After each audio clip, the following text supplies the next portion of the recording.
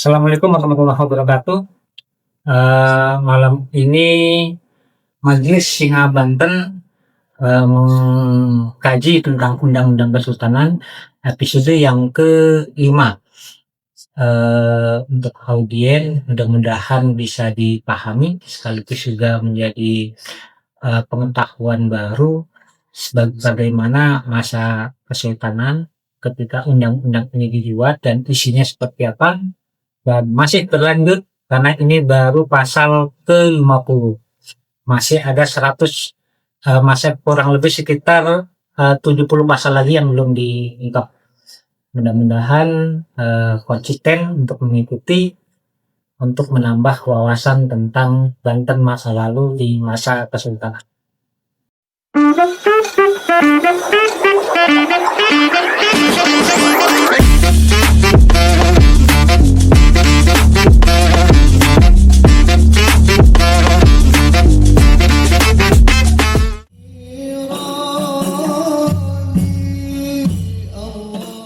Assalamualaikum warahmatullahi wabarakatuh. Alhamdulillahirabbil alamin wa bihi nasta'in ala umuri dunya waddin. Wassalatu wassalamu ala asyrafil anbiya'i wal mursalin wa ala alihi wa sahbihi ajma'in, amma ba'du. Yang berbahagia serta Majelis Singa Banten di sejarah, tema yang diangkat adalah Undang-Undang Kesultanan Banten. Ini episode yang ke-5 dan masuk ke pasal 55. Di pasal 57, pasal pertama sampai pasal ke 57 ini pasal yang dibentuk masa Kesultanan Abdul Qahar, Sultan Haji yang pertama. Jadi untuk kita memahami periodisasi di masa kesultanan supaya kita lebih mudah mengenal ada apa aja peristiwa-peristiwanya, sehingga periode pertama itu digelar sebagai Panembahan Maulana. Jadi Panembahan Maulana Hasanuddin sampai Panembahan Maulana Muhammad itu bergelar Panembahan Maulana. Periode kedua itu adalah periode Sultan Agung. Jadi periode Sultan Agung itu dimulai dari Sultan Abdul Akhir terus sampai Sultan Agung Tirtayasa. Ini masuk ke periode Sultan Agung. Periode ketiga itu di periode Sultan Haji. Jadi Sultan Haji itu bukan hanya Sultan Abdul Qahar, tapi dari Sultan Abdul Qahar sampai Sultan Samiuddin itu bergelar semuanya Sultan Haji. Nah, di Undang-Undang Kesultanan Banten ini dibuat di masa periode Sultan Haji. Dari pasal 1 sampai pasal 56 itu pasal yang dibuat di masa pemerintahan Sultan Haji. Nah, pasal 57 ini dilanjutkan dengan Sultan berikutnya, yaitu Sultan Abdul Fadl. Nah, masuk di periode ini di pasal 57 ini disebut bahwa lan sing sampun atutukaran ing paseban Pangeran Arya Dipaningrat kapidana sejenenge kalita. Jadi barang siapa yang bertukaran, yang berdebat di Pasundan, Pangeran Arya Dipaningrat kapidana sejenenge kalita. Nah, siapakah Arya Dipaningrat? Arya Dipaningrat ini bukan nama orang.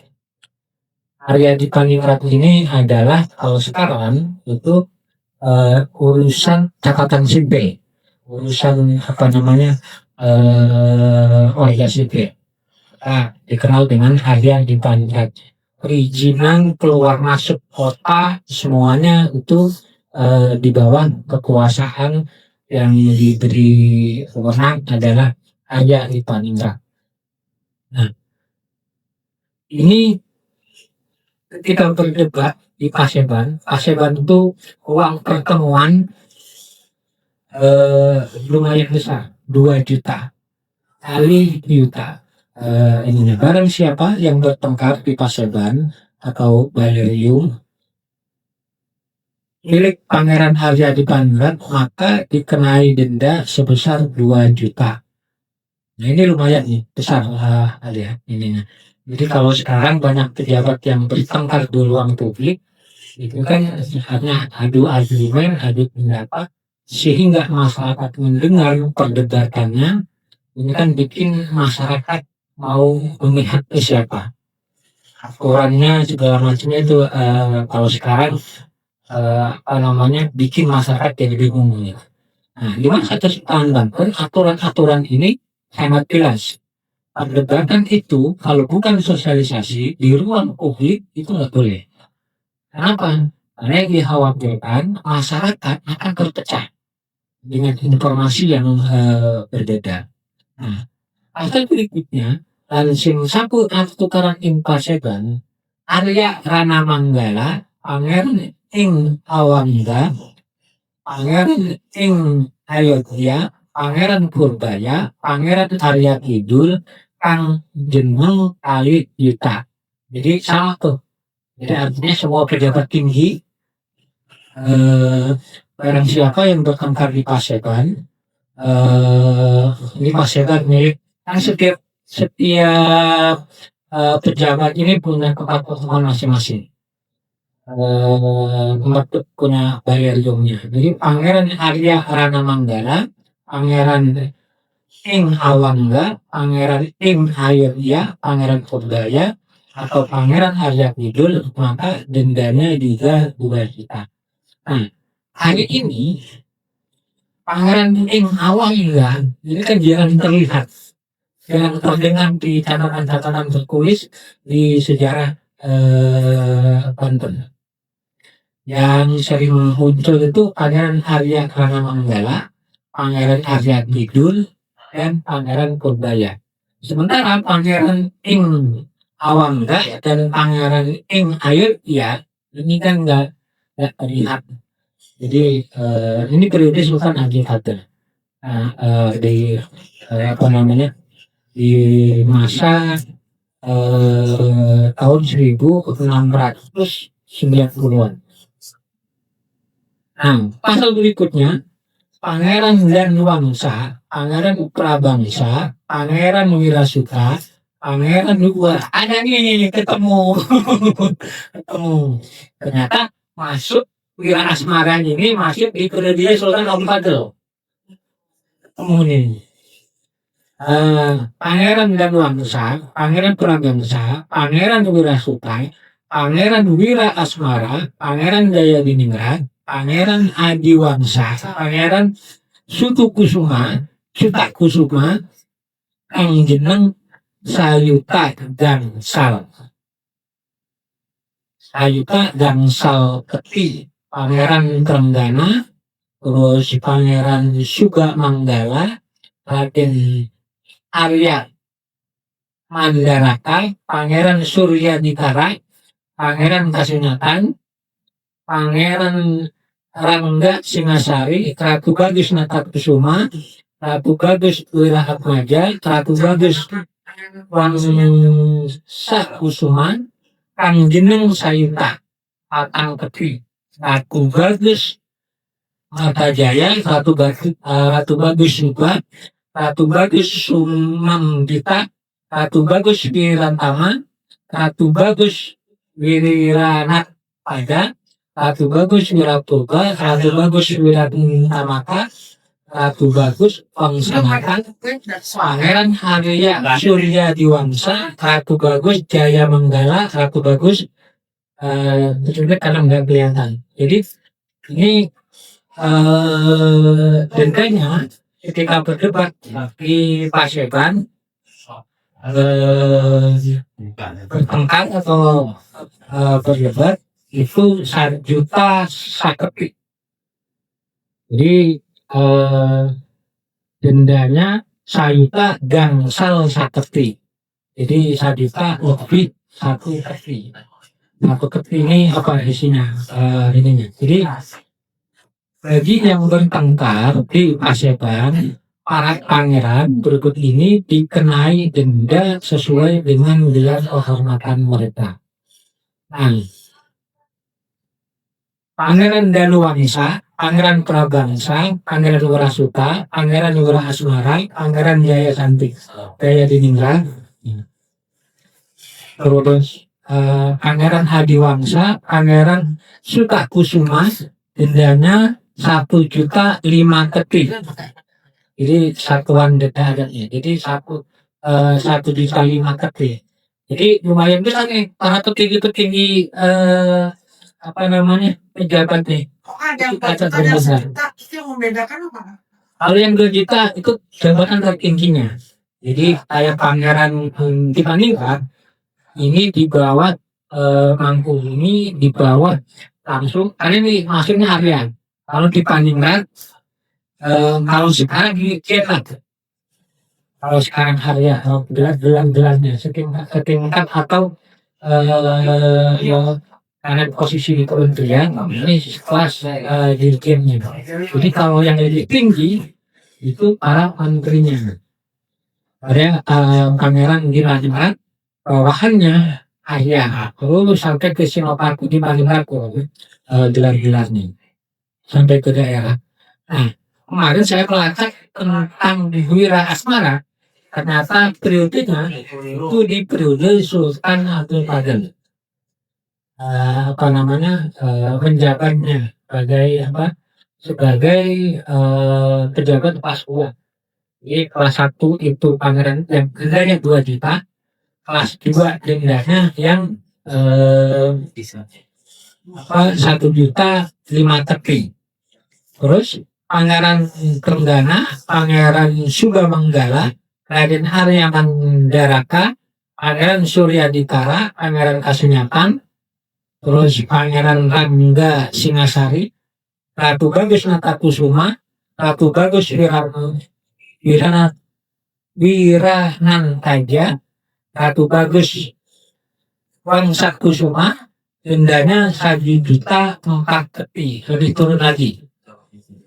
Diturun 1 keti.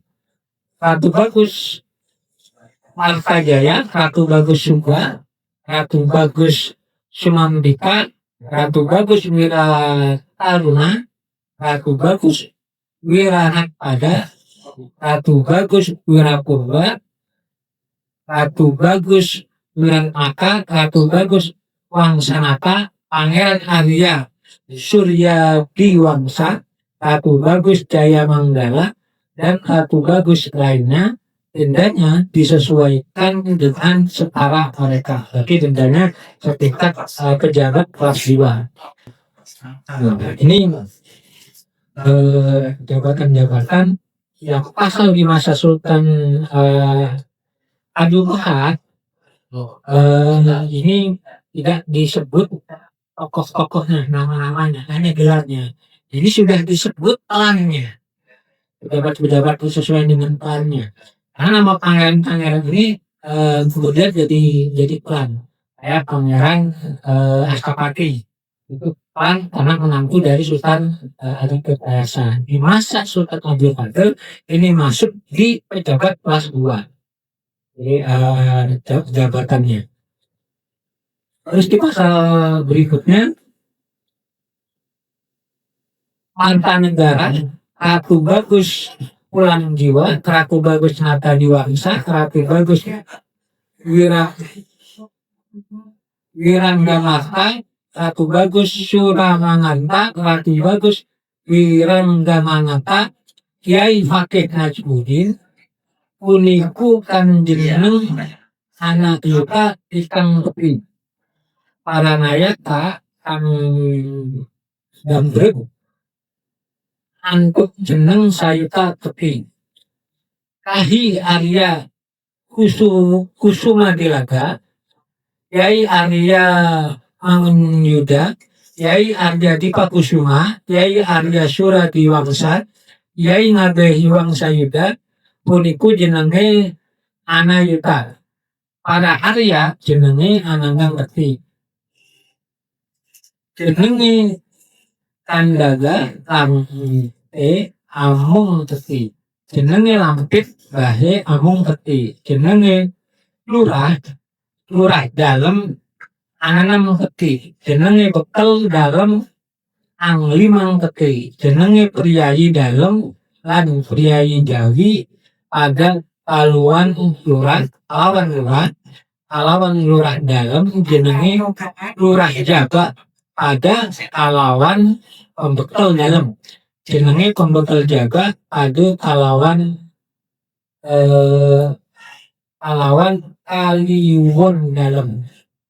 Jadi artinya Harta Negara, Ratu Bagus Pulang Jiwa, Ratu Bagus Atta Diwangsa, Ratu Bagus Wiranggamarta, Ratu Bagus Suramarta, Ratu Bagus Wirangnata, dan Kiai Fatih Najmuddin dikenai denda 1 juta 3 keping.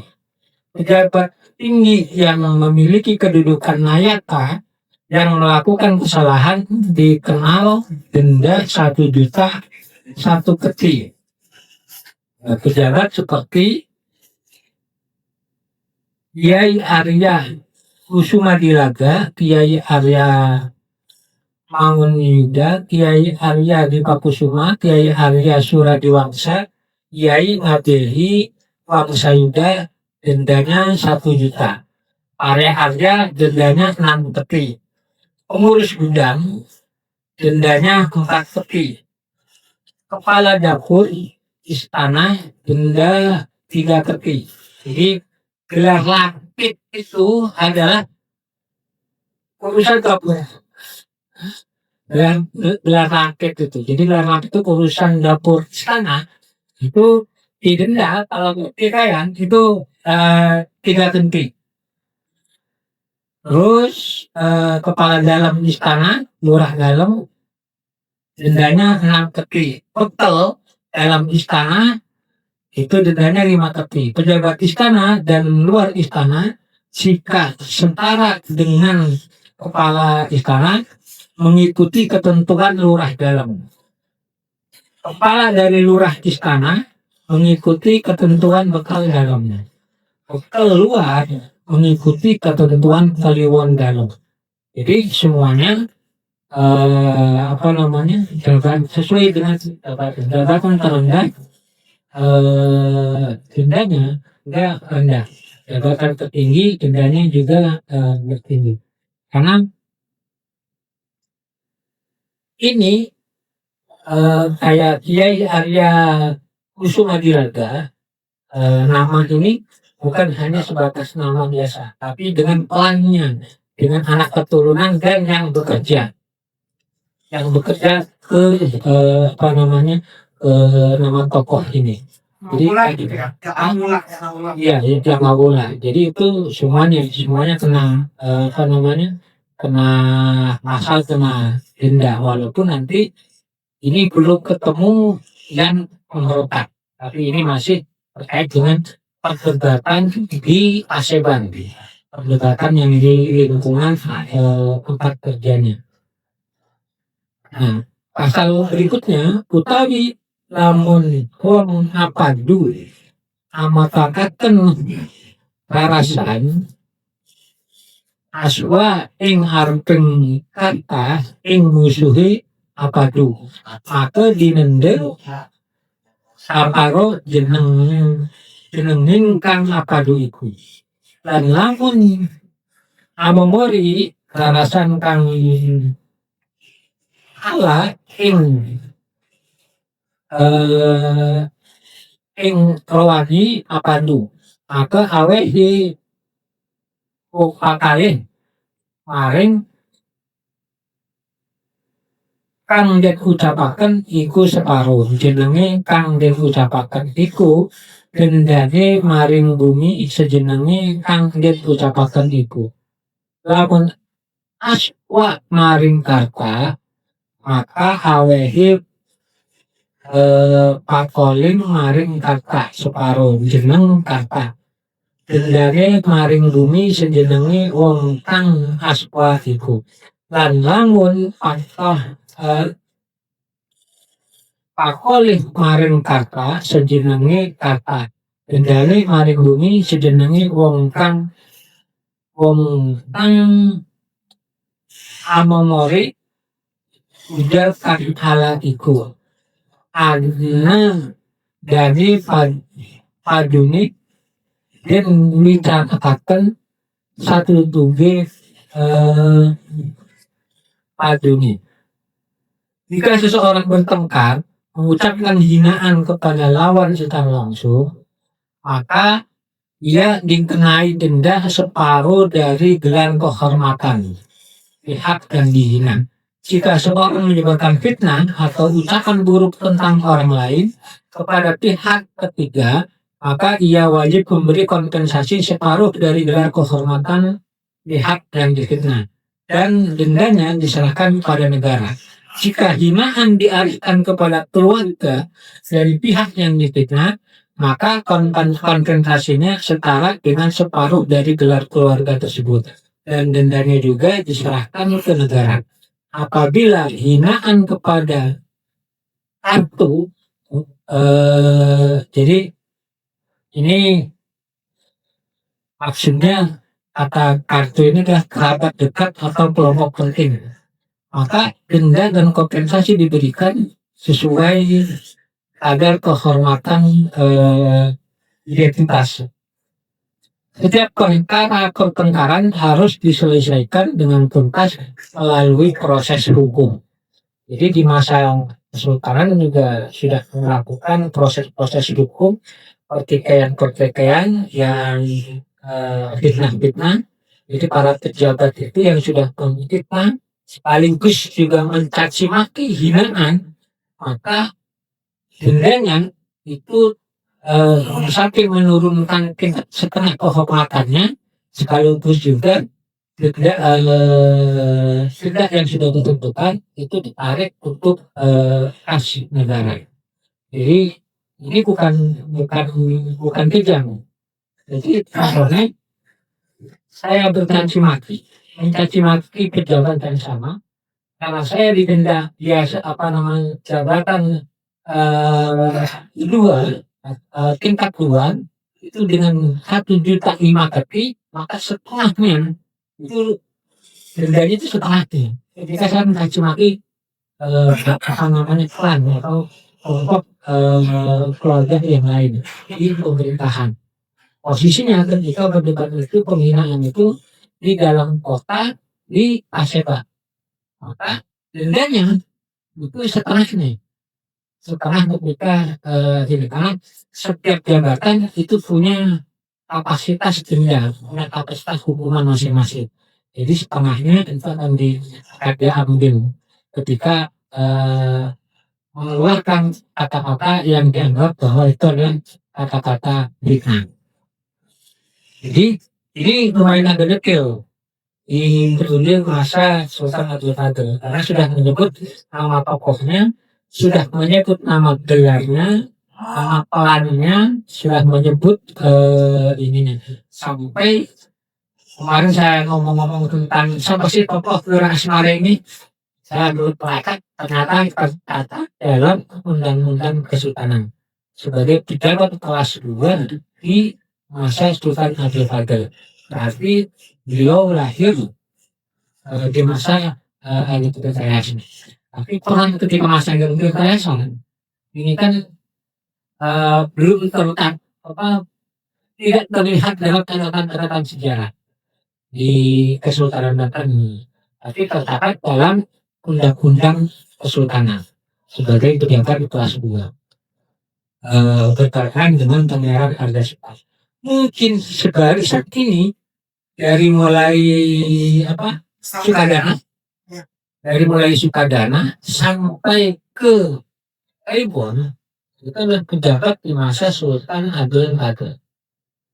Pejabatnya di masa itu. Karena kan ini beriringan sampai ke Pangeran Astapati, apa namanya Jaluna.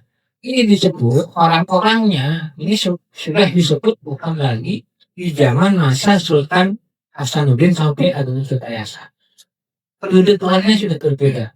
Karena klannya ada Pangeran Mandalika, klannya sudah berubah. Karena di sini nggak apa namanya sudah tidak disebut. Nah ini klannya banyak menyebut klan-klan orang yang dari Priahan, sekaligus juga klan yang dari luar. Jadi namanya Batak. Mungkin berasal dari anak keturunan raja-raja Kadipaten yang sebelumnya menikah dengan kerabat di Sultan Banten, sehingga mendapatkan gelar di fase periode Sultan berikutnya. Ini butuh pelacakan yang lebih cermat untuk menggali tokoh-tokoh yang tercatat hanya satu kata atau satu kalimat dalam dokumen. Karena ketika melacak dokumen-dokumen Eropa tentang tokoh Wira Asmara, ini saya belum menemukan. Mudah-mudahan ketika periodenya sudah ketemu, yang penting kan sudah ketahuan nama tokohnya, jejak periodenya, di masa siapa, itu akan mudah mencari alur ceritanya. Tapi kalau hanya mengenal nama, sementara periodenya selalu hampir semua sejarah Banten yang ada di masyarakat itu mengkultuskan di masa Harun Hasanuddin. Nah ini yang nggak ketemu arah ceritanya gitu. Tapi kalau sudah ketemu periode di zaman siapa, maka kita akan melacak dokumen sesuai dengan periode zaman ini. Karena ini dokumennya tertulis di masa periode Sultan Abdul Qadir, sehingga sekian periode Sultan Abdul Qadir ini dokumen-dokumennya mudah-mudahan bisa dilacak lewat great text, catatan-catatan dari Eropa, baik Cina, baik Prancis, Inggris, Belanda, terus Denmark, beberapa negara yang pernah menjalin hubungan diplomasi dengan Kesultanan. Ini bisa lacak kalau ketemu nama tokohnya sekaligus juga periode di masa sultannya, periode tahunnya. Sehingga inilah kerja sejarah tuh kayak gini, melacak dari nama. Kalau kita melacaknya hanya dari catatan masyarakat, kita nggak ketemu. Yang muncul hanya mistisnya. Yang muncul itu cerita-cerita hadiahnya, mistisnya, terus cerita-cerita di luar nalarnya. Tapi periode jejak periode sejarahnya terlupakan. Nah, mudah-mudahan inilah jalan sebagai anak cucunya bisa ketemu anak mantan nanya Wira Asmara ini gitu udah siapa gitu. Anak cucunya juga tahu. Dan ini mudah-mudahan bisa buka. Dan bukan hanya Wira Asmara, tapi mungkin mudah-mudahan semua jejak tokoh di kawasan Kesultanan Banten ini bisa terlacak sesuai dengan kapasitas kinerjanya masing-masing di masa ini, sehingga anak keturunannya bisa menjadi bangga. Sebagai apa sih tokoh Wira Asmara? Kalau di catatan Undang-Undang Kesultanan ini pejabat kelas 2. Dihitungan pejabat kelas 2. Dan sampai di zaman Sultan Abdul Qadir ini nambahnya karena bentuk pertikaian bina, dan hanya nambahin kurang lebih sekitar 8 pasal. Pasal berikutnya dan sing sabut duratarai ing pasebaning putra-putra atau ing warga-warga abidana kan agawe duratare iku 200 real. Dan mengkono maning lamun ana wong durakara ing pasebaning penggawa pinungaran, maka kapidana 180 real atau ing pasebaning para raden atau ing para, maka kapidana 100 real. Ya, barang siapa yang bersikap tidak sopan, dari durakara karena tidak sopan. Barang siapa yang bersikap tidak sopan di paseban milik para putra raja atau lembaga kerajaan, maka dikenai denda sebesar 200 real. Demikian pula jika terjadi tindakan tidak sopan di paseban milik perwira istana yang dijabat oleh para pangeran, maka dendanya sebesar 140 real. Jika peristiwa tersebut terjadi di paseban para raden atau bangsawan lainnya, maka dendanya sebesar 100 real. Nah, ini mulai ada tergambar. Jadi kalau yang biasa nonton film drakor, drama Cina, drama Korea yang zaman dinasti kekaisaran, ini tergambar ada bayangan. Kenapa? Karena ada dendam. Orang yang tidak sopan kepada raja didenda 200, anak keturunan raja di lingkungan di tempat pertemuannya hanya tidak sopan itu didenda 200 real. Tapi ini nggak ada denda hukuman cambuk, tapi didendanya dengan uang. Kenapa didenda dengan uang? Karena untuk modal pembangunan. Karena denda-denda itu biasanya dijadikan sebagai bahan untuk pembangunan yang lainnya. Nah, ini sampai ke pejabat tingkat rendah itu didenda 100 rupiah. Dendanya, sehingga dengan kata-kata seperti ini, sementara hari ini banyak orang yang caci maki di depan umum, jabatan, struktur, pejabat itu segala macam. Ini kan nggak ada batasan, sehingga nyaris etika sopan santun itu nggak ada. Padahal di masa-masa kerajaan dulu leluhur kita itu menerapkan itu. Sopan santun ini untuk bukan masalah moral atau tidaknya, tapi sopan santunnya. Karena jabatannya nanti untuk menjadi jabatan itu seperti apa klasifikasinya. Ini kan belum ketahuan. Karena kita juga mengenal sejarah baru sekedar sejarah sebagai peristiwa sejarah kurang dengan anu ini segala macam. Tapi keberadaan secara menyeluruh di wilayah keraton, sikap dan perilaku anak keturunan sultan dan para pejabatnya, termasuk dengan keturunannya, ini dengan hadirnya pasal ini berarti banyak pertikaian yang tidak sopan, sehingga sopan santun dimasukkan dalam pasal perundang-undangan negara. Berapa? Karena dia sudah masuk ke periode Sultan Mahmud I, sudah banyak kayak antar keluarga, pertikaian antar pejabat, pertikaian antar ini, karena hubungannya sudah tidak lagi hubungan pemerintahan keluarga, pemerintahan yang awalnya dibangun dari sekian klan, ini sudah masuk ke pemerintahan keluarga.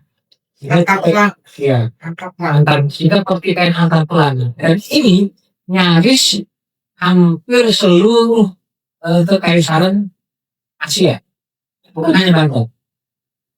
Karena ini sudah masuk di periode tahun 1690, 1700. Nah, itu hampir semua kerajaan di dunia, khususnya di Asia, itu pertikaian antar klan, antar pejabat negara, antar raja dan anaknya, antar permaisuri dengan selir terus terjadi. Jadi ini tergambar dengan pasal ini gitu. Jadi drakor cerita tentang masa kerajaan, masa kekaisaran, ternyata juga nempel juga di Pak. Dengan adanya pasal ini. Kenapa? Karena ketidaksopanan itu masuk dalam aturan perundang-undangan negara. Sopan santun diatur sampai tingkat kelas bawah, dari kelas tinggi sampai tingkat kelas bawah. Artinya ini bagian dari biaya rangkaian sebagai menerbitkan negara. Karena apa? Karena kekhawatiran akan terjadi pengkhianatan yang kedua kali. Sehingga diatur sedemikian rupa pola pengaturannya. Karena Fakih Najmuddin sebagai pihak bertindak sebagai pengawas keadilannya, ini juga masih kita dalam aturan. Ini sampai pasal 62 di fase zaman Sultan Abdul Qadir. Fase Sultan berikutnya ini tambahin lagi nih. Jadi undang-undang ini dari Sultan zaman Sultan Haji, dari Abdul Wahab sampai Sultan Bahri. Ini Sultan Abdul Fadil itu Sultan Zainal Abidin. Sultan Abdul Fadil. Nah, dan lamun maning lamun ing pasebaning para kerangga atau ing para tumenggung atau ing para demai, maka terpidana 80 real. Dan lamun ing pasebaning para ngabehi atau ing para luar, maka terpidana 9 real. Jika ada orang yang membuat kegaduhan atau perkelahian di paseban, para kerangga, tumenggung atau demang, maka dikenai denda sebesar 80 real. Jika hal itu terjadi di paseban, para ngabehi atau lurah, maka dendanya 60 real. Nah, siapakah tokoh ini? Para kerangga, tumenggung, demang, ngabehi dan lurah. Kalau lurah ini memang di dalam ini jadi kelas pejabat kelas 7, kelas ini lurah. Jadi ada tumenggung ini pejabat pemerintahan pusat yang ditugaskan di pemerintahan daerah. Jadi pemerintahan pusat yang memiliki jabatan itu di pemerintahan daerah. Jadi kayak Tumenggung, Senopati, terus Rangga itu tingkat artinya di pemerintah daerah, tapi putusan dari laporannya bukan ke pemerintah daerah, bukan ke Kadipaten, tapi ke pusat. Itu Rangga, Tumenggung. Jadi tugasnya itu biasanya kalau sekarang mungkin kayak ada pemerintahan pusat yang ada di pemerintahan daerah, bekerjanya di daerah nih, mengawasi daerah segala macam, seperti kayak BKN, Badan Keuangan Negara, KPK, ya, terus juga kehakiman, itu kan urusannya langsung ke daerah, langsung ke pusat laporannya. Termasuk juga kayak BPK8, Balai Pelestarian Kebudayaan. Dia kan bukan urusannya dengan daerah, tapi melakukan pekerjaan daerah, tapi laporannya itu langsung dengan pusat. Nah ini kayak Rangga, Tumenggung, terus Jemang, terus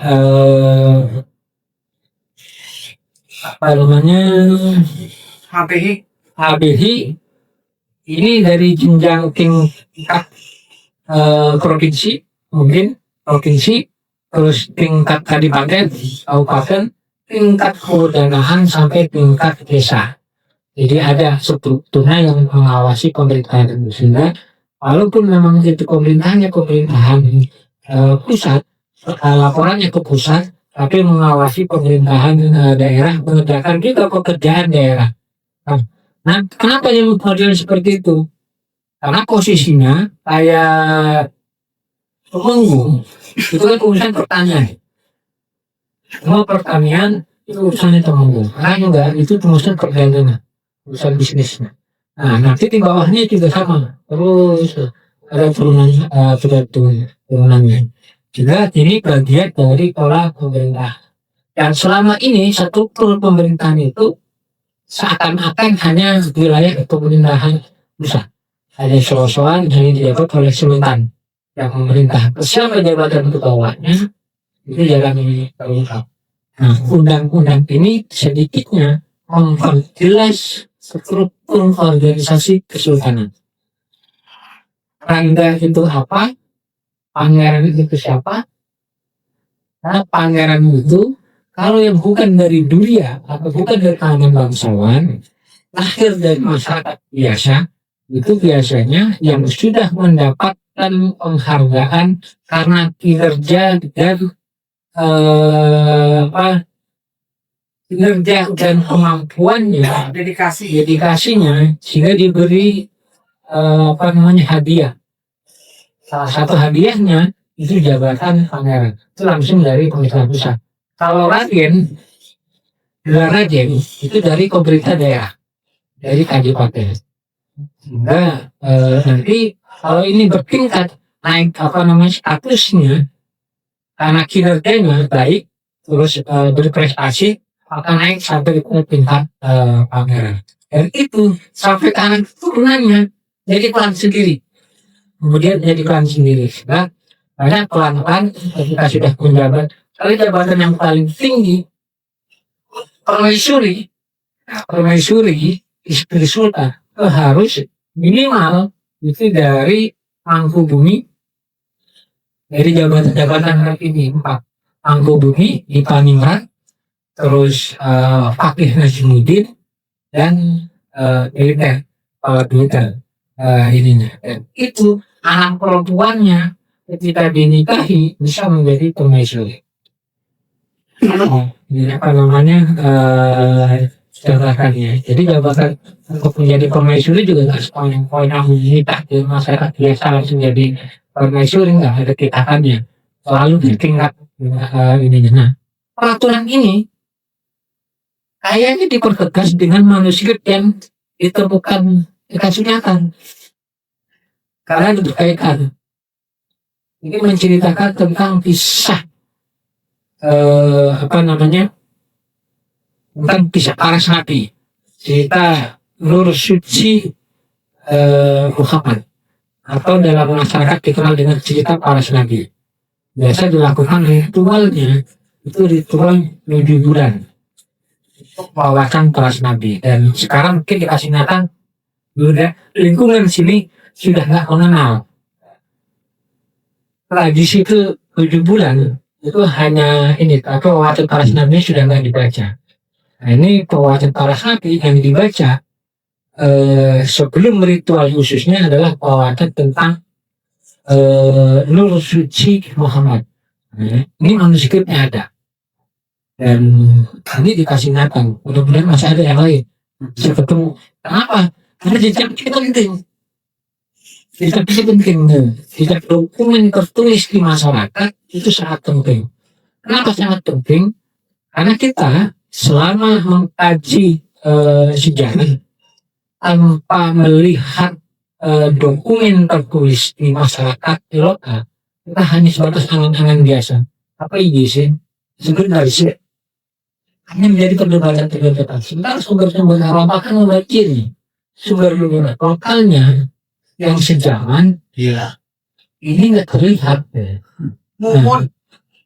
Nah ini menurut laporan sebagian, bukan sebagian, hampir keseluruhan sudah kumut karena nggak terawat, karena ketidaktahuan, sehingga mudah-mudahan ini adalah bagian dokumen yang sangat penting untuk bisa merekonstruksi secara utuh sejak di masa Kesultanan. Karena periode melihat dari kertasnya, manuskrip ini sengaja dibuka di plastik termasuk hujan, apa kehujanan. Ini kita itu masih gagal dibacanya. Dari kertasnya Dan kodikologi ini ada di periode tahun 1267 Hijriah. Berarti diperkirakan tahun 1830-an. Apakah ini salinan? Tapi kalau lihat dari karakternya, ini salinan. Kalau lihat dari karakternya, ini salinan. Nah, karena ini adalah salinan, maka periode sebelumnya juga ada. Kalau di tahun 1830, berarti Sultan masih ada. Sultan terakhir masih ada. Sultan Safiuddin. Karena ini periode yang dipegang oleh para pejabat-pejabat aja. Nah, sehingga kalau pejabat-pejabat ini ada, berarti masih banyak para pejabat-pejabat yang sebelumnya bisa terdokumentasikan. Dan mudah-mudahan ini bukan satu-satunya. Di berikutnya bisa bermunculan kembali dokumen-dokumen yang sejarah yang mengangkat tentang peristiwa di masa kesultanan. Kenapa? Kalau periode Sultan periode Maulana Hasanuddin sampai Agung Tirtayasa, ini kan terlampau banyak dokumen, baik yang tulis di sumber Eropa dan sejarah ini banyak. Tapi periode dari Sultan Haji dari Abdul Qahar sampai Saguling ini relatif banyak sumber Eropanya, tapi sumber lokalnya sendiri.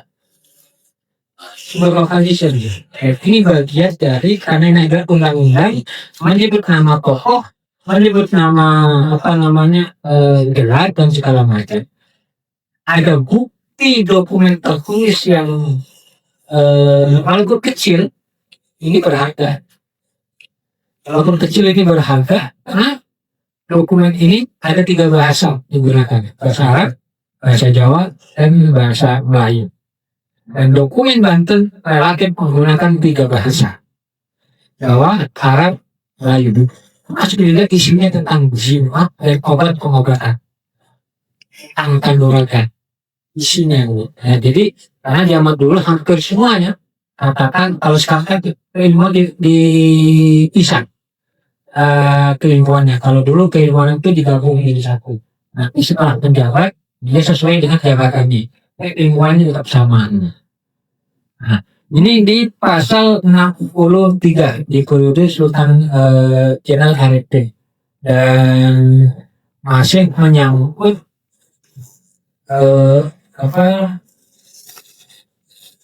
pertikaian ekonomi pertikaian antara pejabat yang di dalam. Kenapa? Karena pejabat sudah tidak lagi saling percaya. Terlihat ada saling fitnah masuk ke dalam pasal ini.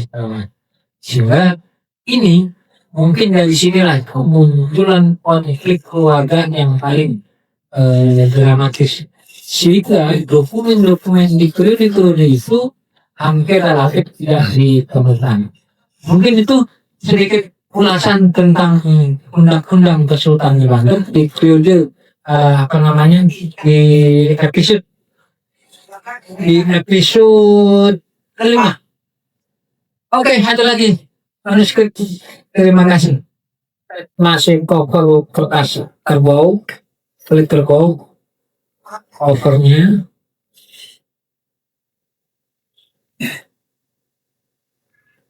Lembaganya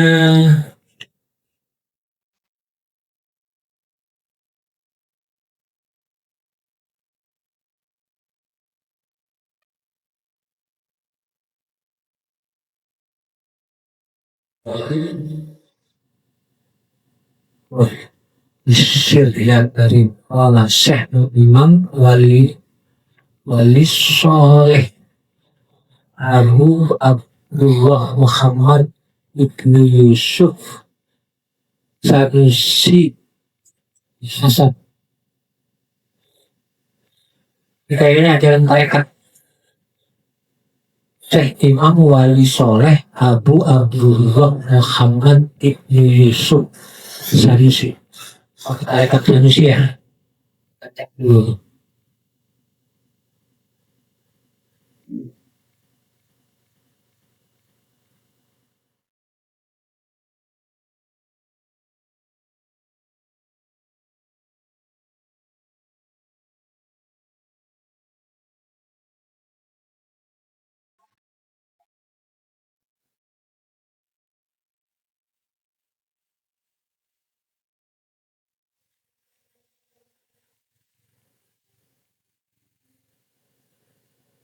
Iya, ajaran ajaran tarekat.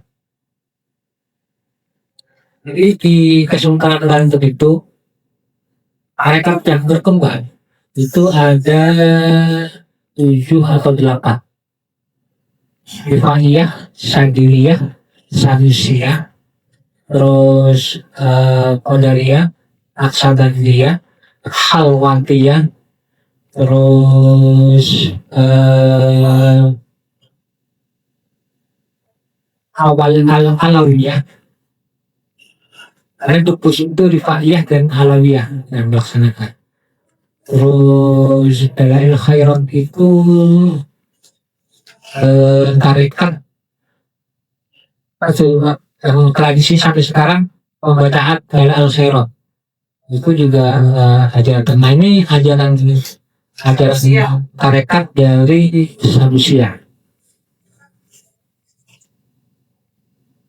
Karena di sini sudah menyebut tentang Ahadiyah, Wahdiyah, Ahadiyah, Wahdat, Wahidiyah, Wahdaniyah. Ajaran-ajarannya. Jadi butuh pengkajian yang lebih serius. Perkiraan tahun berapa coba? Seharusnya. Masih ada kasang lagi nanti ya membahasnya ya.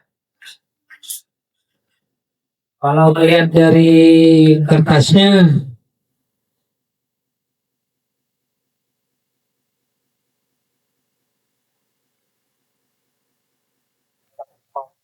kertas Eropa ini salinan tahun 1800-an.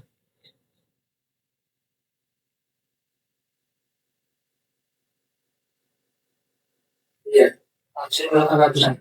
Conveyor ya? Ini air berumah kota.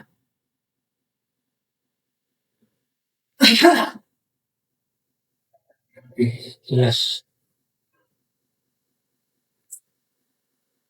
Masih ada satu lagi, masih utuh juga tubuh kulit kita nanti mau bawa.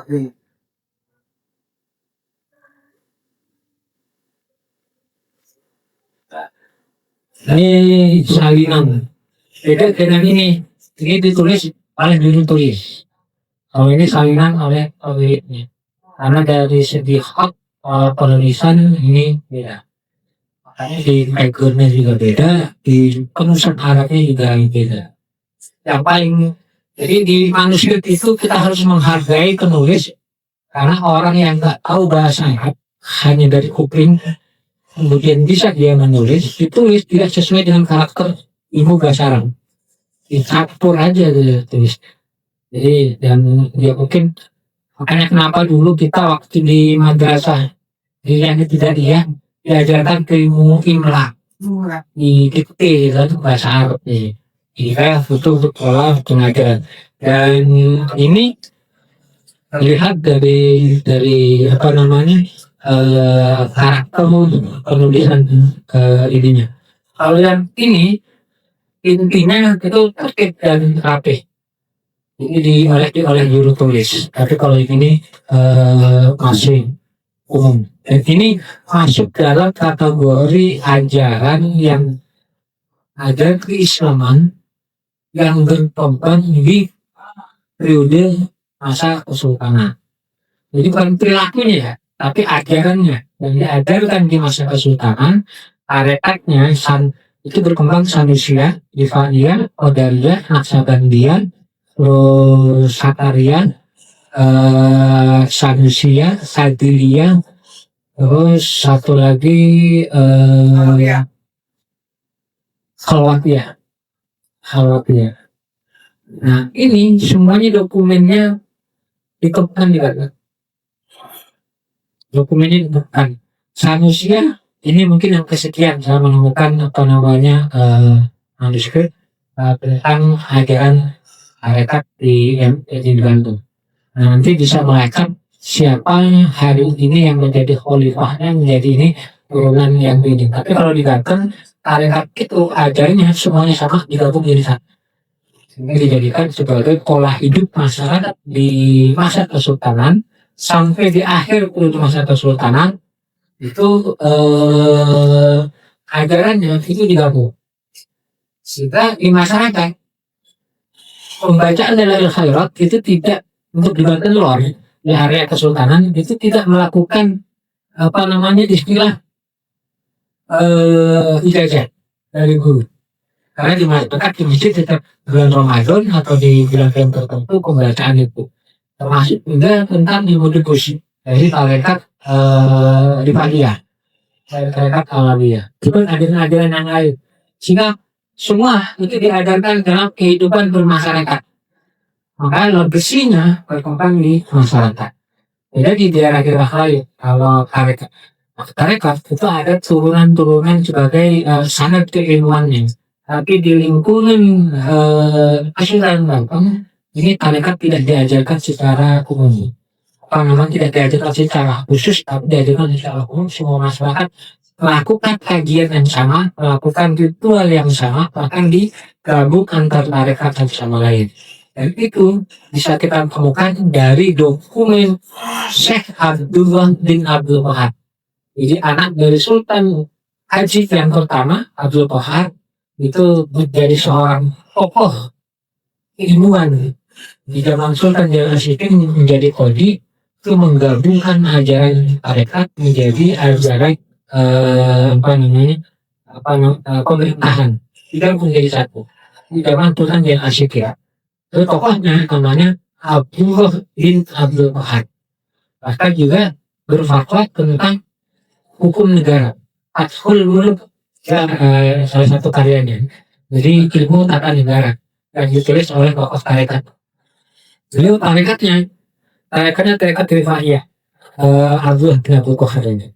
Dan ini sangat mengagumkan.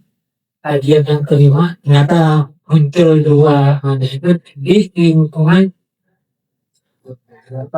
area Kesultanan Banten di Kasunatan. Mudah-mudahan ini akan banyak di bermunculan, karena ini cerita menarik tahun 97-98 beberapa dokumen manuskrip seperti ini disimpan di kain putih, kemudian sudah dikasih minyak wangi. Ketika diambil tahun 97 ini sudah menggumpal, yang terlihat hanya Banten, sudah jadi mati. Itu di Kesatrian. Kemudian juga dikasihkan sini juga sama tahun 2001. Tahun 2001 ada satu kitab, mungkin banyak kitabnya, pakai kain putih. Kain putihnya itu sudah 7 lapis, sudah jadi tanah. Tapi yang ritual dikasih minyak wangi setiap malam Jumat, dibakarin dupa, nggak tahu bahwa itu adalah kitab. Dan ini masih gatel nih pegangnya, harus harus dikonservasi, supaya kita megangnya juga enggak ini, karena khawatir berbahaya. Kenapa berbahayanya? Jadi kata debunya kena mata, ini bisa bisa menyebabkan kebutaan. Ketika ini parah, bakterinya di kita kena tangan, ini bisa gatelnya, ini kulit bisa kelupas. Ketika hirup udaranya, ini masih bisa sesak nafas dan bisa mematikan. Nah, tapi mungkin lama tidak dipegang, lama nggak dibaca, lama nggak diamalkan, sehingga tersimpan dalam otak. Ini zat kimiawinya mengurai, sehingga menyebabkan bahaya bagi manuskripnya, termasuk juga bahaya bagi yang memegang kalau yang belum cukup ilmu. Kalau yang belum cukup ilmu itu akan berbahaya. Jadi bagi yang pemilik manuskrip harus mulai hati-hati, dan ini kelembabannya juga cukup tinggi. Mana caranya nanti direservasi supaya bisa dijadikan sebagai yang dibaca nanti bukan tingginya, tapi yang dibaca digital. Jadi nanti saya proses untuk sampai digital sehingga yang dibaca bukan aslinya, aslinya akan cepat rusak dan dibaca digitalnya atau print outnya. Karena ini sudah layak masuk ke dalam kotak untuk diselamatkan. Tapi kalau kita tidak punya modal, ini bisa direservasi, ditambal dengan kertas tisu Jepang. Tapi harga kertas tisu Jepang ini tidak cukup mahal. Untuk memperbaiki kitab setebal ini, mungkin kurang lebih sekitar harganya sekitar 500 jutaan. Baik sebagainya. Jadi kalau ada 50 manuskrip, tahun depan bisa direservasi. Kalau 50 manuskrip. Jadi dari perpustakaan nasional diminta untuk melakukan reservasi. Karena sebagian di manuskrip yang ada di rumah juga yang mengerjakan reservasinya, perbaikannya itu dibantu oleh perpustakaan nasional. Karena tisu Jepang ini yang mahal, satu burung puluhan juta, isinya 40 meter. 1 meter hanya bisa dipakai 1 halaman. Untuk ukuran ini bisa dipakai 2 halaman. Kayak lebar sehingga sangat berbahaya. Manuskrip ini yang masih di tangan masyarakat belum cukup ilmu untuk bisa mengajar. Makanya kenapa dikeramatkan? Bukan bahaya karena manuskripnya, bahaya karena zat kimia yang sudah nempel di manuskrip. Itu supaya pakai kimia. Nah, ini kan bekas tersimpan gitu di kotak. Kimiawinya mulai, kertasnya, tintanya. Karena sekian puluh tahun tersimpan dalam kotak, ini akan menjadi bakteri berkumpul. Sehingga ini membahayakan kitabnya dan juga membahayakan keluarga. Tapi itu Kak, bau tanahnya kencang ya. Terus lembab bulan. Kan itu kasih lupa tuh bau tanah itu. Makanya nih dipegangnya kita kalau tuh. Maka nggak berani. Beda dengan ini. Ini mungkin dirasain di cabai, udah sering dibaca-baca. Kalau ini mau belum. Iya. Beda. Emang nggak tahu. Iya, jadi bukan karena mistisnya bukan. Bukan karena mistisnya. Jadi ini bisa ini ada Jepang. Jepang Mangholik, Jepang Ketang, Jepang Hakim yang sudah dilapisi sama hot mix dari kacang tanah. Tapi kacang tanahnya kacang Banten atau kacang Lampung. Kacang tanah ini. Kacang Banten atau kacang Lampung. Kacang Lampung. Kategorinya kalau kacang tanah Banten itu kecil. Kalau gede kacang Lampung. Jadi kategori karena kalau kacang Lampung itu minatnya, kadar minatnya itu yang rendah. Kalau kacang Banten itu minatnya itu tinggi. Kalau lembut kecil juga rasa ini lebih kuat. Kalau kacang Lampung yang biasa dipakai untuk kacang asin yang di produk apa namanya ini kacang kayak dua kelinci atau garuda. Karena kadar minatnya yang rendah, khusus untuk konsumsi bijinya. Tapi kalau kacang Banten itu diambil minatnya sekaligus juga diambil untuk bikin Jepangnya.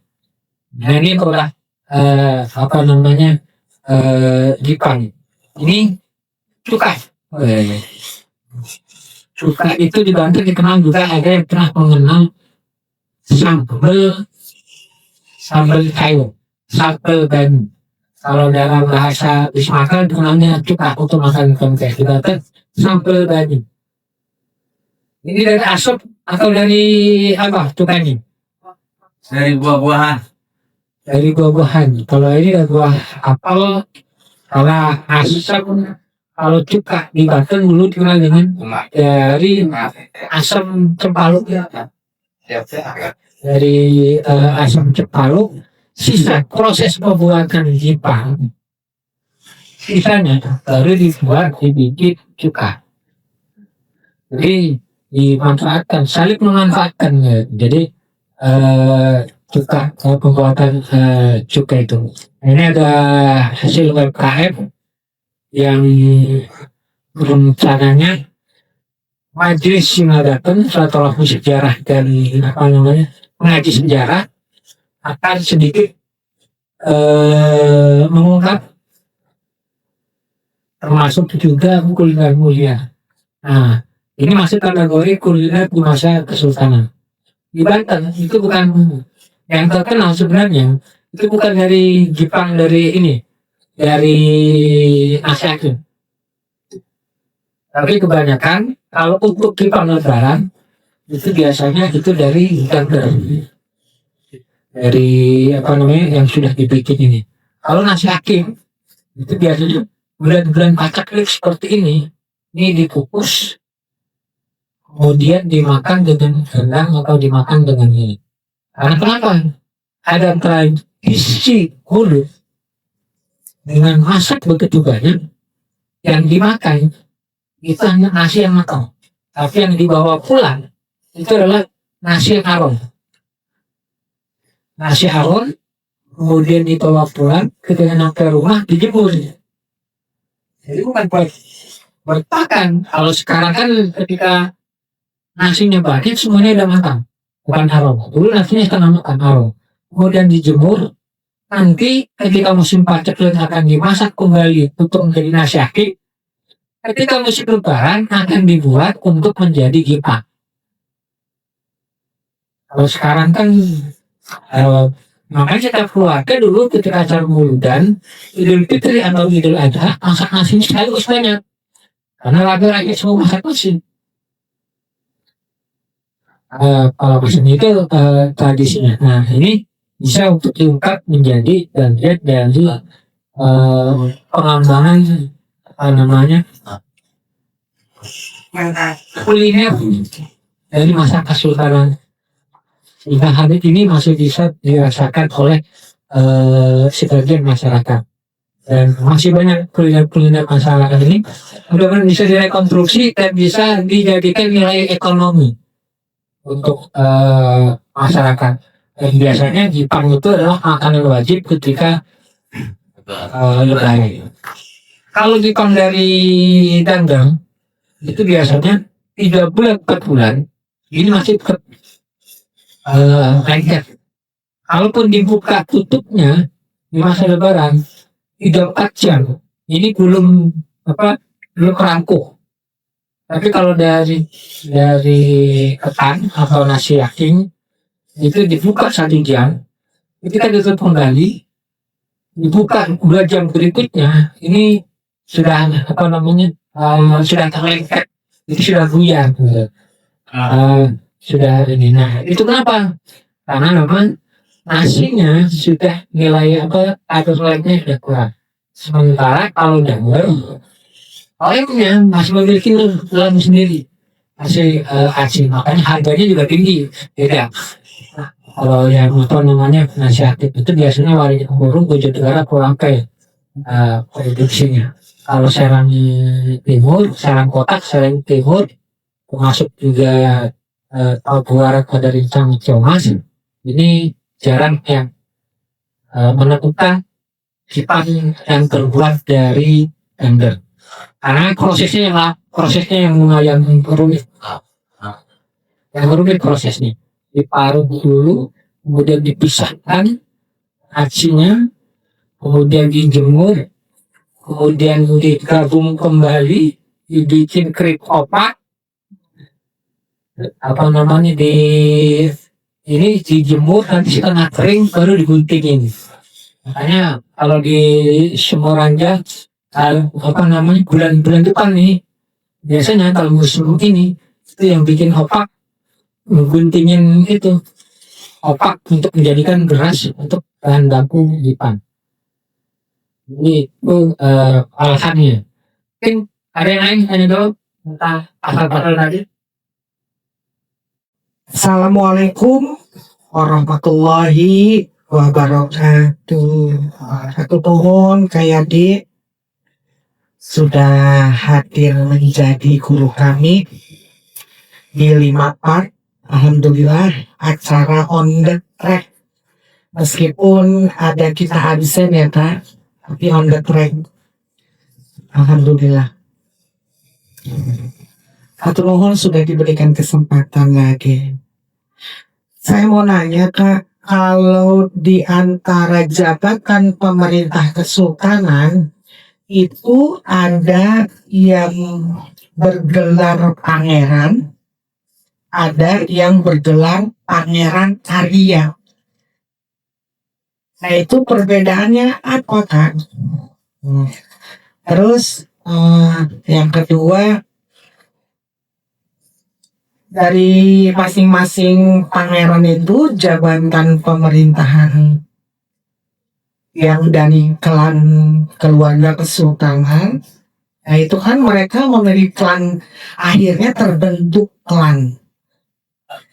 Nah di sana yang saya tadi simak bahwa setiap klan itu diberlakukan nilai hukuman yang berbeda di setiap pelanggaran-pelanggaran yang ada gitu Kak.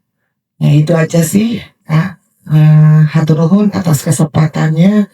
Assalamualaikum warahmatullahi wabarakatuh. Penyamakan gelar pangeran Arya ada. Jadi gelar ini melekat pada jabatan. Ini bukan hanya gelar. Kalau kayak pangeran Arya, ini adalah gelar yang diambil adalah dari leluhurnya, keturunan sesuai dengan durian. Karena pangeran Arya, orang yang menjabat sebagai Arya itu biasanya anak dari gelar pangeran dulu nih. Kemudian anaknya ketika sudah menjadi bangsawan, anaknya boleh bersekolah, boleh melakukan latihan militer sesuai ajaran negara, sehingga ketika lulus akan bergelar sebagai Arya. Arya itu adalah bangsawan kelas militer yang berpangkat sebagai kalau ini lulusan akpol lah atau lulusan akmil lah. Oh iya. Jadi Arya itu kita tenang perwira. Makanya orang-orang yang punya klan tertinggi, maka dia akan bisa masuk tokoh ini pangeran Arya. Nah ketika sudah menjadi pangeran Arya, dia menjabat jadi rank kedua, jadi tingkat kedua. Jadi jabatan kelas 2. Jadi setelah menteri atau bapaknya mungkin adipati, menteri segala macam, anaknya dia akan menjabat itu karena sudah tulis di televisi.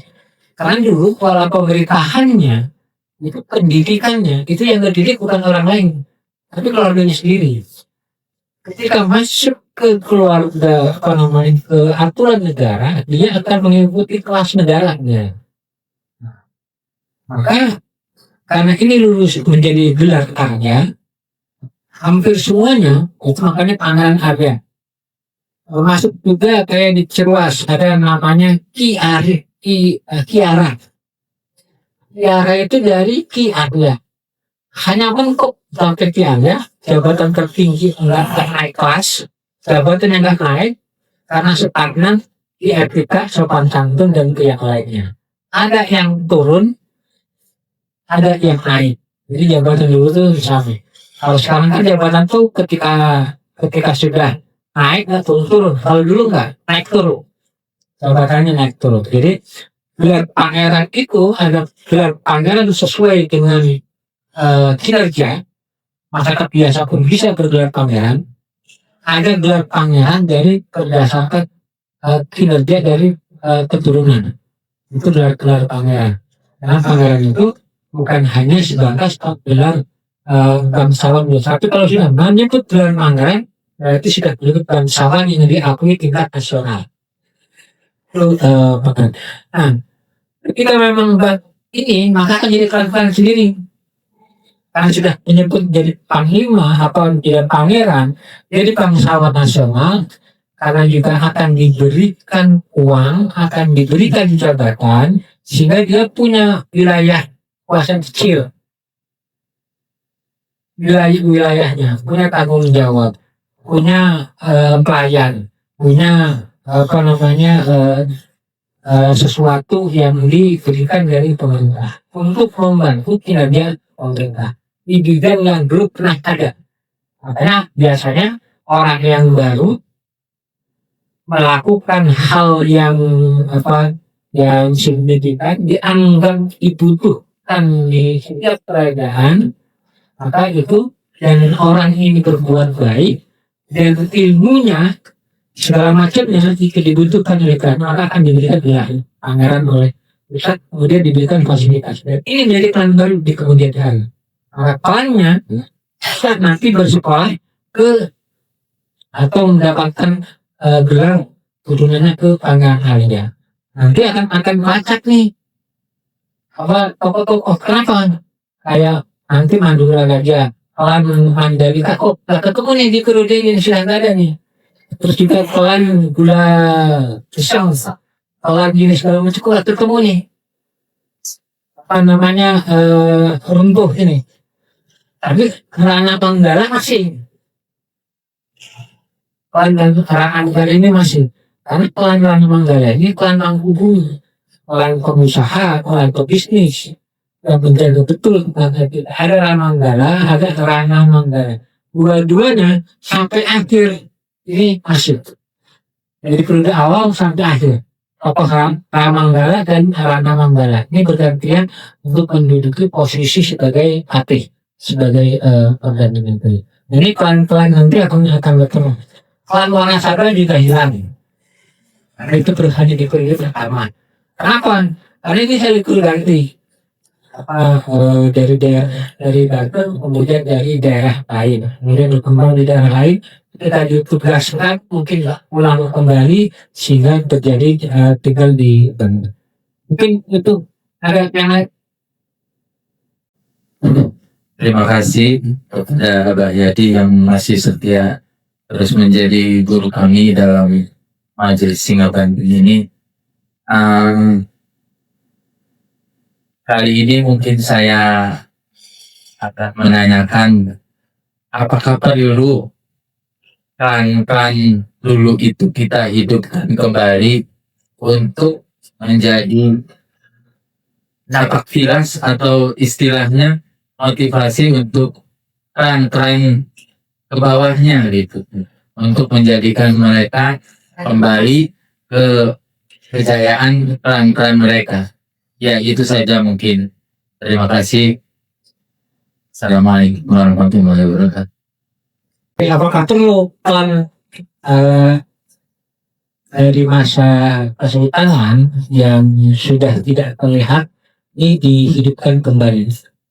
Jadi pertanyaan dibalik kembali. Pertanyaannya dibalik. Jika memang ini perlu untuk dikembangkan atau dilestarikan, dimunculkan kembali klan-klan ini, sekarang tanah-tanah yang milik klan-klan itu masih ada enggak? Enggak ada. Karena aturannya tanah yang sudah diberikan oleh Sultan untuk para klan itu enggak boleh dibagi waris. Yang dibagi waris itu hasil yang disimpan oleh para pemilik klan. Tanahnya enggak. Kenapa tanahnya enggak? Tanahnya milik negara yang diamanatkan untuk para klan. Nah sekarang tanah-tanahnya sudah dijual belikan. Hanya tinggal nama klannya. Ya, hanya tinggal nama klannya. Nah kalau klan hanya tinggal nama, enggak punya kekuasaan aset khususnya aset tanah, enggak punya kekuasaan, hanya punya nama besar klan, maka itu akan berbahaya, akan mudah diruntuhkan. Sabosir, kungen sugigo, buyutir yuhurir, kasihan pesakat ini, sepuluh lakor, megawiur. Ini khawatir menjadi seperti itu gitu. Tapi kalau tanah itu masih utuh, kalau itu masih ada, bisa untuk mengangkat klan itu sebagai proses pelestarian antar klan. Dulu klan ini ada di sini, klan ini ada di sini, tanahnya ini. Saya Wira Asmara ini kan tanah klannya dulu. Mungkin dari di mana tanah yang dijadikan untuk ekonominya, untuk kebutuhan dapurnya, untuk dari pekerjaannya. Pola makannya sudah tidak terjadi, sudah terpenuhi dengan tanah pembelian pemerintah. Sehingga di situ anak keturunannya mengabdi ke pemerintah, tapi sudah tidak nanti ketika berprestasi dapat hadiah dari pemerintah akan menambah tanah klannya. Kalau runtuh maka tanahnya tetap, tapi harta kekayaan yang dimiliki oleh klan itu sesuai dengan denda dan aturan perundang-undangan karena melanggar hukum diambil oleh negara. Dan ini sampai ada yang video turunan. Harta kuasaannya yang korupsi itu diambil semuanya. Jadi ya mungkin klan-klan yang hilang di masa awal itu karena melakukan tindakan-tindakan kejahatan melawan hukum di masa pemerintahan berikutnya gitu kan. Sehingga harta kekayaannya semuanya disita untuk negara. Mereka hanya ikut bekerja tapi sudah tidak memiliki harta kekayaan. Rumah pun hanya mendapatkan rumah aset negara, hanya rumah tinggal, bukan milik. Ya, dengan klan-klan yang sudah diberikan hadiah tadi. Inilah kehilangnya klan. Ketika dimunculkan kembali klan hari ini, pertanyaannya ada berapa tanah yang mereka miliki hari ini sisanya. Kalau sisanya ada 50 hektar, ada klan ini ada berapa keluarga? Masih tak akur, rata-rata sudah tak akur. Hanya klannya hanya tinggal namanya, organisasinya segala macam. Tapi klan itu yang kemudian di masyarakat Medan menjadi bagian dari Parten. Silakan masuk. Kalau itu tanahnya, tapi rumah leluhurnya masih ada. Masih sedangkan rumah leluhurnya sudah tidak ada. Anaknya ketika anaknya sudah merantau, rumah orang tuanya tak ada yang menjaga sampai hancur. Sehingga situlah kelapur karena rumah leluhurnya sudah tak ada. Ketika rumah leluhurnya tak ada, anak keturunannya sudah tak pulang lagi ke rumah leluhurnya karena dengan saudaranya itu sudah tahu putus, sudah mati obor. Di Banten mulai kemunculan penelusuran saudara nasab leluhur ini kan baru dari 2016 ke sini. Dulu lagi. Bahkan lebih masif di masa COVID. Masa COVID itu masif ya. Yang belakang duit bahwa saya agak terpulang dari sini saudara silang ngasih. Nah, itu masif dari 2018 ke sini. Nah, dulu itu kan nggak ada. Ketika ditanya segala macam satu sir, kemudian Tuhan satu ya. Nah ini klan-klan itu bermunculannya khawatirnya terjadi seperti itu. Sebab bukan lagi kekuatan yang budaya, itu yang muncul adalah konflik pribadi, konflik internal. Tapi kalau itu jangankan yang klan yang sekarang sudah hilang, klan yang masih ada nama aja, konfliknya masuk. Kalau itu masih ada, jadi tokoh-tokoh itu beda dengan kayak warga yang ada di Sumatera Utara. Kalaupun itu sudah berbeda warga negara, berbeda daerah, di mana-mana pasti ikut nama klan itu. Ketika ada ritual leluhur, dia pulang datang. Bukan kan ritual leluhurnya hanya pulang. Ya itu pun sudah tak pulang, artinya sudah mulai terputus gitu ya. Tapi kalau ini membangkitkan kembali, ada kesadaran pelan-pelan nih. Nanti juga kalau ada kesadaran bersama, jalan tanpa harus diminta di jalan sendiri. Tapi kalau saja dibuat strategi bagaimana caranya, kalau ini tumbuh kembali, justru konflik yang akan terjadi. Tapi kalau dari masyarakat yang memunculkan pelan itu, ya sekarang juga sudah mulai bermunculan pelan itu. Tapi kan mau menganggap tanah itu kan nggak punya kekuasaan tanah, hanya nama saja, pamornya hanya nama. Ya. Tapi kalau sudah punya kekuasaan tanah, dia membentuk pelan sendiri, maka dia akan mampu bisa mengendalikan. Apalagi diperkuat oleh pemahaman undang-undang kesultanan. Ini akan lebih akan lebih ajib. Kenapa akan lebih ajib? Karena aturan katanya ada. Diperkuat dengan beberapa dokumen-dokumen dari manuskrip. Bagaimana ajarannya, bagaimana perilakunya, bagaimana kajiannya, bagaimana segala macamnya. Dan itu akan menjadi bagian dari memperkokoh, memperkuat peristiwa-peristiwa sejarah yang sudah hilang. Ini akan muncul kembali di kemudian hari. Sehingga menjadi bagian dari langkah kesadaran bersama untuk memperbaiki di masa yang akan datang. Mudah-mudahan bisa pergerakan sebagian masyarakat khususnya di Banten untuk bisa mengembangkan kembali kejayaan masa lampau dengan kemunculan perubahan baru. Mungkin itu. Terima kasih. Ini kajian kelima mengkaji bahas majelis Singa Banten silaturahmi ngaji sejarah Banten dari Undang-Undang Kesultanan sudah masuk ke pasal 62. Jadi pasal fase Sultan Abdul Fadil di mana ini dikembangkan pasal-pasalnya sehingga menjadi bagian-bagian itu terungkap.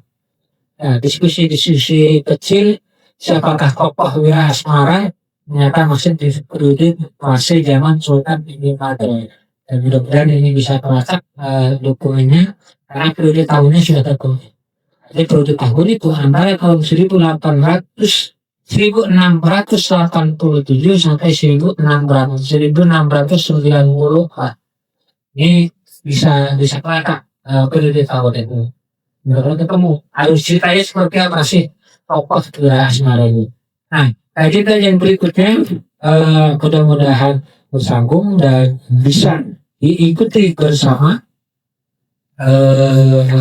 dan mengucapkan terima kasih kepada gunung yang hari ini sudah mulai pada longsor akibat kurangnya penanaman hutan. Mudah-mudahan gunung mulai kembali dihijaukan sehingga longsor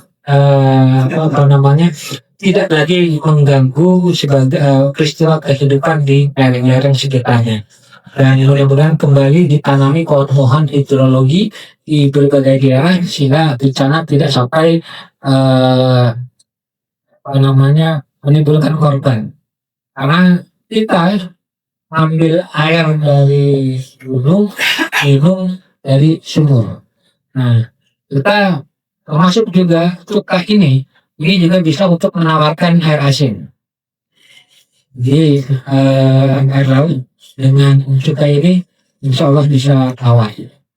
Kalau tak percaya minggu depan silahkan ambil air laut karena dekat posisinya berapa tetes air 1 gelas dengan cuka air bisa tawar. Kenapa? Di Kesultanan Banten dulu sudah pernah. Kenapa ditanamin pohon asam? Karena untuk menetralisir menawarkan air yang payau, air yang asin untuk layak minum. Masa generasi anak cucu nggak tahu nggak kelewatan aku. Nah, ini mumpung ada cipta nanti bisa dipraktekkan seperti apa? Nah, itu intelektual yang terlupakan di masa Sultan Aziz. Ngaji sejarah Banten bukan hanya ngaji peristiwa sejarah, tapi elemen-elemen kecil dalam peristiwa sejarah per periode. Mudah-mudahan ini bisa ditindaklanjuti oleh generasi hari ini sehingga menjadi tambahan nilai. Pertama, nilai ekonomi seperti ini cuka, emping dan jipang. Nilai ekonomi sebagai makanan tradisional dari masa Sultan dan bisa menjadi nilai edukasi, nilai pendidikan, nilai pengetahuan baru. Kenapa? Karena tidak tergambarkan di sekolah atau di tempat lain. Mudah-mudahan ngaji ini bisa menambahkan wawasan. Terima kasih semuanya, khususnya gunung yang sudah menghilangkan rasa dahaga di setiap pengajian. dan suka mangkolik, hitam mangkolik. Ini bisa nih buat lebaran nanti di sebelum mangkolik itu